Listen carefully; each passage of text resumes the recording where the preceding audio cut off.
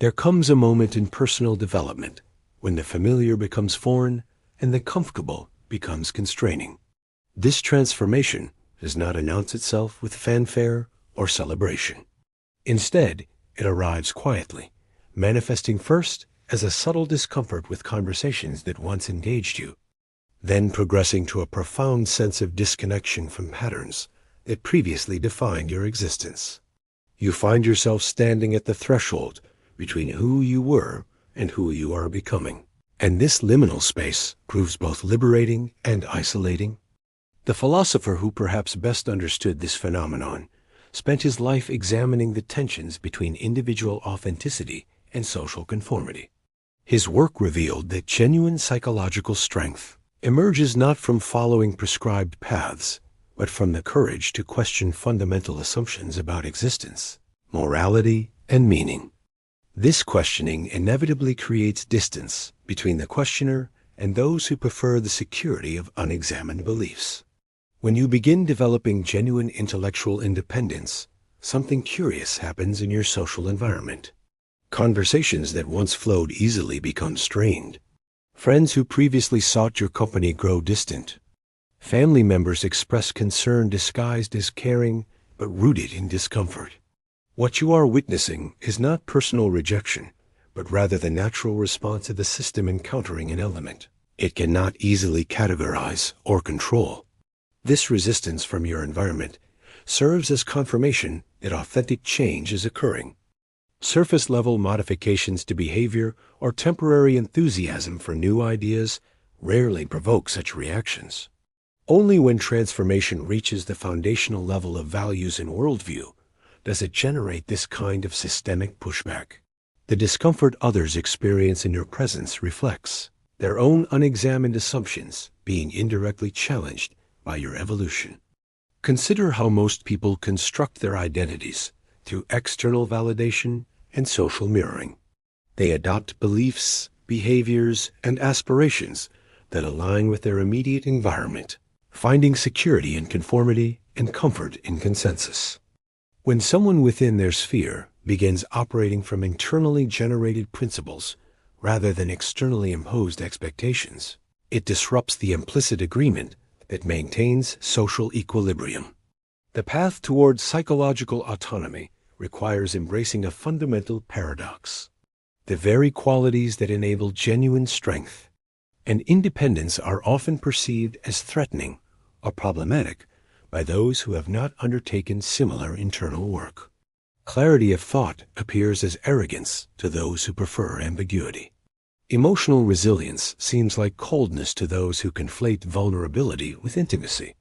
Intellectual rigor feels like judgment to those who avoid examining their beliefs.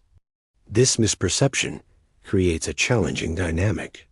The more you develop authentic strength, the more you may find yourself misunderstood or mischaracterized. The temptation to dilute your growth to maintain social harmony becomes powerful. Many people unconsciously choose to arrest their development rather than face the discomfort of standing apart from the crowd. They trade potential greatness for guaranteed acceptance, never realizing the magnitude of their sacrifice. Yet there exists another way of understanding this process, one that reframes isolation as incubation and distance as necessary perspective. The philosopher understood that genuine transformation requires periods of withdrawal from social influence. Just as a seed must be buried in darkness before it can grow toward light, the developing mind needs solitude to establish its own foundations without constant external interference. During these periods of relative isolation, something remarkable occurs. Without the constant noise of others' opinions and expectations, you begin hearing your own authentic voice. Questions that were previously drowned out by social chatter become audible. Insights that required stillness to emerge finally have space to develop.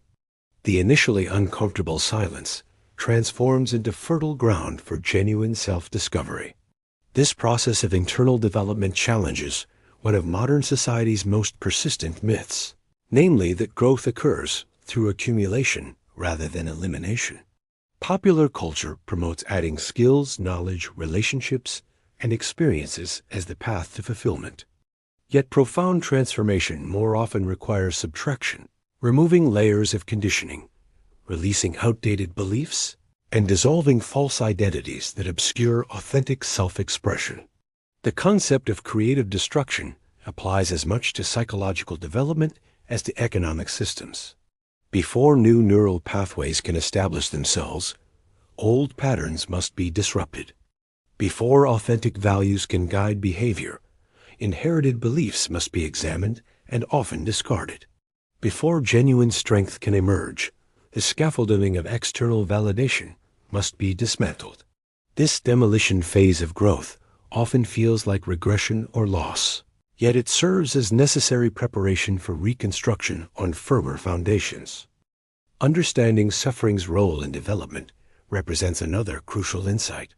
Contemporary culture treats discomfort as an enemy to be eliminated through medication, distraction, or positive thinking.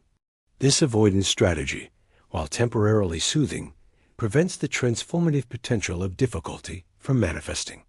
Suffering, when engaged consciously rather than merely endured, serves as a catalyst for growth that no amount of comfort can replicate. The distinction lies not in seeking suffering for its own sake, but in recognizing its instructive value when it naturally arises. Every challenge presents an opportunity to develop capacities that remain dormant in ease. Every loss creates space for new understanding. Every failure provides data that success cannot offer. The individual who learns to maintain equanimity amid difficulty develops a resilience that no external circumstance can destroy. This relationship with difficulty extends to the realm of meaning-making.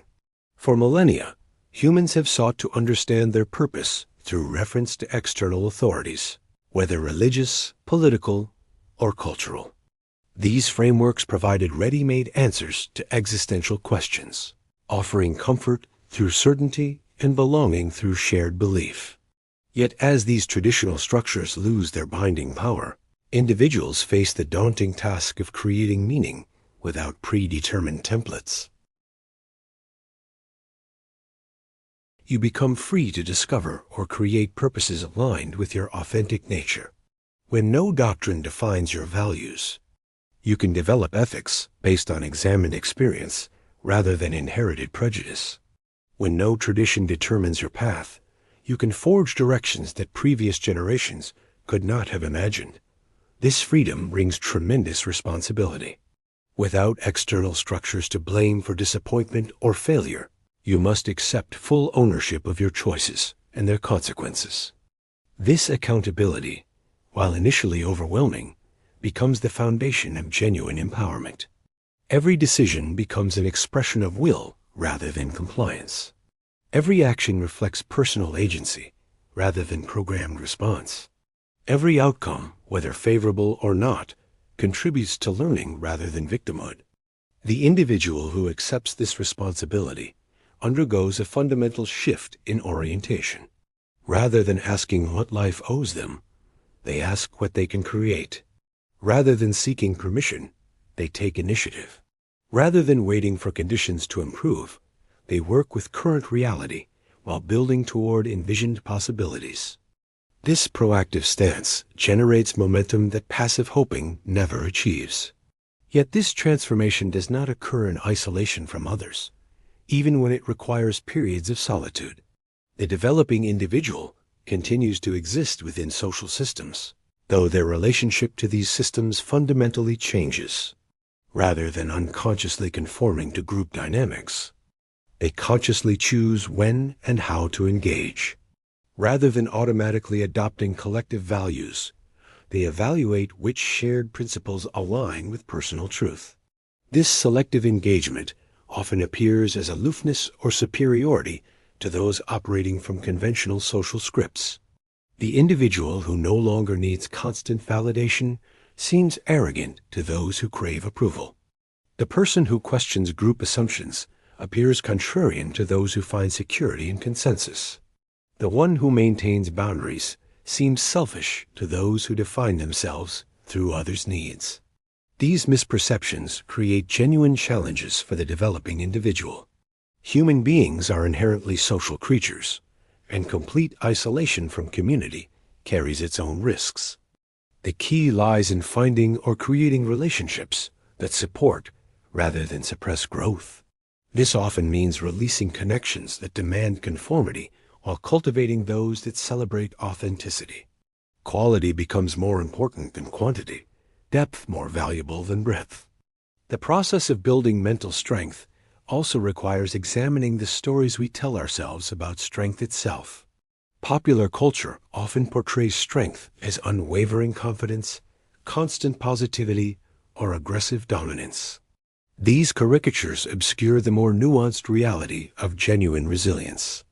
True strength includes the capacity to acknowledge uncertainty without being paralyzed by it. It encompasses the ability to experience difficult emotions without being controlled by them. It involves standing firm in core values while remaining flexible in strategies. This mature understanding of strength recognizes that rigidity often masks brittleness. The tree that cannot bend will break in strong wind. Similarly, a mind that cannot adapt, question, or evolve becomes fragile despite apparent firmness. Genuine strength maintains stability through dynamic balance rather than static resistance. It flows around obstacles while maintaining direction, adjusts to conditions while preserving purpose. Developing this kind of fluid strength requires practicing what might be called conscious contradiction. You must be simultaneously confident and humble, recognizing your capabilities while acknowledging limitations. You need to be both independent and interconnected, maintaining autonomy while accepting interdependence. You should be equally comfortable with solitude and community, finding nourishment in both states without requiring either exclusively. These apparent contradictions resolve at a higher level of integration. The truly strong individual transcends either or thinking to embrace both and perspectives. They understand that opposing qualities often represent complementary aspects of a more complex whole. This capacity for paradox enables navigation of life's ambiguities without demanding premature resolution or false certainty. The journey toward this integration often involves confronting what might be termed the shadow elements of personality. These are the aspects of self that have been denied, suppressed, or projected onto others. The anger that gets disguised as righteousness, the fear that masquerades as caution, the neediness that hides behind independence, the weakness that gets covered by bravado.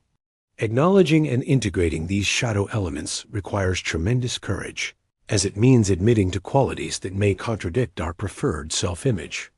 Yet this integration of shadow proves essential for genuine strength. Denying aspects of self requires constant energy to maintain suppression. This energy, once liberated through acceptance, becomes available for creative expression. Moreover, acknowledging our full spectrum of human experience develops compassion for others struggling with similar challenges. The individual who has faced their own darkness can hold space for others' shadows without judgment or fear. This deepening self-awareness naturally extends to awareness of cultural conditioning. We begin recognizing how many of our assumed truths are actually inherited beliefs. How many of our automatic responses reflect social programming rather than conscious choice? How many of our limitations exist only in perception rather than reality? This recognition can be initially destabilizing, as it calls into question the foundations of identity itself. The process of deconstructing cultural conditioning resembles archaeological excavation. Layer by layer, we uncover beliefs and behaviors adopted from family, education, media, and peer groups. We examine each element, questioning its validity and utility. Some prove worth keeping, having demonstrated their value through experience. Others reveal themselves as obstacles to growth, ready for release. Still others require modification, retaining useful elements while discarding harmful aspects. This excavation process cannot be rushed or forced. Each individual must proceed at their own pace, respecting their capacity for change while pushing gently against comfort zones. Attempting to transform too quickly can trigger defensive reactions that actually strengthen old patterns. Moving too slowly, however, can lead to stagnation and lost momentum. Finding the appropriate pace requires continuous self-monitoring and adjustment. As old patterns dissolve and new ones emerge, the individual often experiences what might be described as identity vertigo. The familiar markers of self no longer provide reliable orientation. Previous sources of meaning feel hollow. Former certainties reveal themselves as assumptions. This disorientation, while uncomfortable, signals genuine transformation rather than mere surface change. The old identity must become fluid before a new one can crystallize. During this transitional period, the temptation to grasp for new certainties becomes powerful. Many people simply exchange one set of rigid beliefs for another, finding temporary relief from ambiguity through dogmatic adherence to new ideologies. This represents a missed opportunity for genuine growth. The goal is not to find new cages, but to develop the capacity to live with productive uncertainty. This capacity for uncertainty represents one of the highest achievements of psychological development. It enables engagement with life's inherent complexity without demanding simplification. It allows holding multiple perspectives simultaneously without requiring immediate resolution. It facilitates learning from experience, rather than filtering experience through predetermined conclusions. The individual who develops this capacity becomes intellectually and emotionally agile, able to respond creatively to novel situations rather than applying rigid formulas. Yet this agility should not be confused with relativism or lack of conviction. The developed individual maintains core principles while remaining flexible in application. They hold strong opinions loosely, ready to revise based on new evidence or insight. They commit fully to chosen paths while accepting that courses may need adjustment. This combination of commitment and adaptability enables sustained progress without stubborn adherence to failing strategies. The social implications of this development path deserve careful consideration. As more individuals undertake genuine psychological work, the collective consciousness gradually shifts. Each person who develops authentic strength and independence contributes to a cultural evolution away from conformity-based social organization toward creativity-based collaboration. This shift, while ultimately beneficial, creates temporary instability as old structures dissolve before new ones fully emerge. Those at the forefront of this evolution often feel like pioneers in unmapped territory. They lack established models for the kinds of lives they are creating. They must experiment with new forms of relationship, work, and community that honor individual authenticity while fostering collective well-being. These experiments sometimes fail, providing valuable learning through difficulty. Sometimes they succeed, establishing templates others can adapt and improve. The responsibility of the psychologically developed individual extends beyond personal growth to include contribution to collective evolution. This does not mean imposing one's views on others or claiming superiority based on perceived advancement. Rather, it involves living as an example of what becomes possible through conscious development. It means creating spaces where others feel safe to explore their own growth. It requires sharing insights and experiences that might benefit fellow travelers on similar paths. This sharing must be offered without attachment to reception. Not everyone is ready for, interested in psychological development. Attempting to force growth on others violates their autonomy and often triggers resistance that delays natural evolution. The developed individual learns to plant seeds through example and occasional sharing, trusting that those ready for growth will respond while those not yet ready will ignore or reject what is offered. The ultimate achievement of this developmental path is not the creation of an invulnerable mind, but rather the cultivation of anti-fragility. Unlike fragility, which breaks under stress, or robustness, which resists stress, anti-fragility actually strengthens through challenge. The antifragile mind does not merely survive difficulty, but uses it as fuel for growth. Each obstacle becomes an opportunity for development.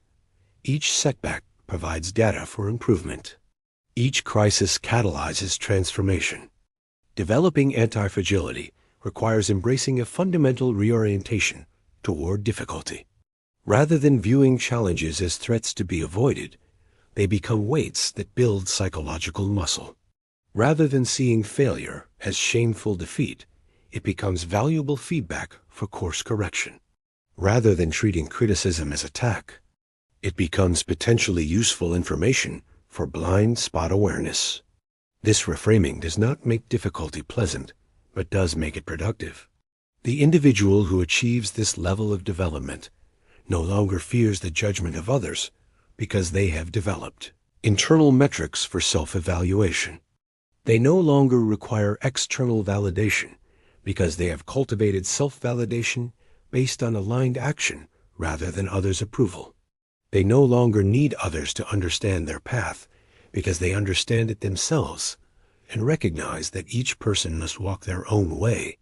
This does not mean becoming indifferent to others or losing capacity for connection. Indeed, the individual who has developed genuine strength often becomes more capable of authentic relationship because they no longer need others to complete them. They can appreciate others for who they are rather than what they provide. They can maintain boundaries without building walls. They can be intimate without losing independence. The journey toward this level of development is neither linear nor predictable. It involves advances and retreats, breakthroughs and breakdowns, clarity and confusion. Each individual's path will be unique, shaped by personal history, cultural context, and innate temperament. What remains consistent is the requirement for courage, persistence, and willingness to embrace discomfort as the price of growth. For those ready to undertake this journey, the rewards extend far beyond personal benefit. Each individual who develops genuine psychological strength and independence reduces the overall amount of unconscious projection and reactive behavior in the world. They become sources of stability in chaos, clarity in confusion, and possibility in limitation. Their very existence reminds others that alternative ways of being are possible.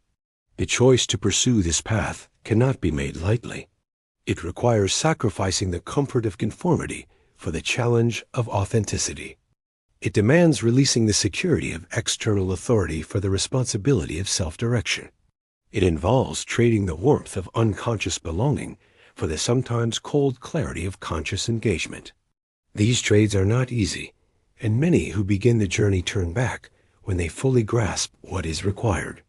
For those who persist, however, something remarkable emerges.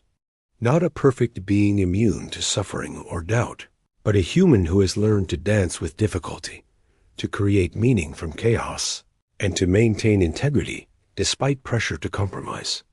This individual does not transcend the human condition, but rather embraces it fully, finding strength not through denial of limitation, but through conscious engagement with reality as it actually exists.